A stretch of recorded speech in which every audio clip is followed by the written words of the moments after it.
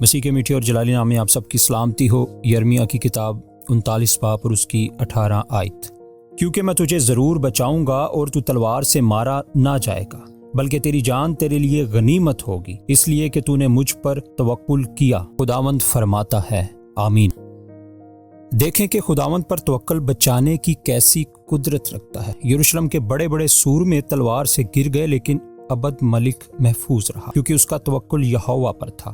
انسان سوائے اپنے خالق کے کس پر توکل کرے؟ جب ہم خالق کے بجائے مخلوق کو ترجیح دیتے ہیں تو بے وقوفی کرتے ہیں۔ کاش ہم ساری باتوں میں ایمان کے سہارے جئیں تو خطرے کے ہر موقع پر بچائے جائیں گے۔ خدا پر کسی کا توکل کبھی رائے گا نہیں ہوا، نہ کبھی رائے گا ہوگا۔ خداوند فرماتا ہے، میں تجھے ضرور بچاؤں گا۔ خدا کے لفظ ضرور پر غور کریں۔ اور باتیں تو غیر یقینی ہو سکتی ہیں، لیکن خدا کی طرف سے ایمانداروں کی محافظت بالکل یقینی ہے۔ خدا خود دینداروں کا محافظ ہے۔ جب چاروں طرف خطرات منڈلا رہے ہوں، اس وقت بھی اس کے مقدس پروں تلے حفاظت ہوتی ہے۔ کیا ہم اس وعدے کو یقینی جان کر قبول کر سکتے ہیں؟ پھر تو اپنے موجودہ بحران اور ہنگامی حالات میں بھی ہم دیکھیں گے کہ یہ وعدہ سچا ہے۔ کیا ہم بچائے جانے کی امید اس لیے رکھتے ہیں کہ ہمارے دوست ہیں، یا اس لیے کہ ہم محتاج ہیں، یا اس لیے کہ ہمیں امید افزا باتیں نظر آتی ہیں؟ لیکن ان باتوں میں سے کوئی چیز بھی خدا کے اس وعدے کا مقابلہ نہیں کر سکتی۔ وہ فرماتا ہے، اس لیے کہ تو نے مجھ پر توکل کیا۔ اے عزیز قاری، اگر آپ اس وعدے کو آزمائیں تو ساری زندگی اسے اپنائے رہیں گے۔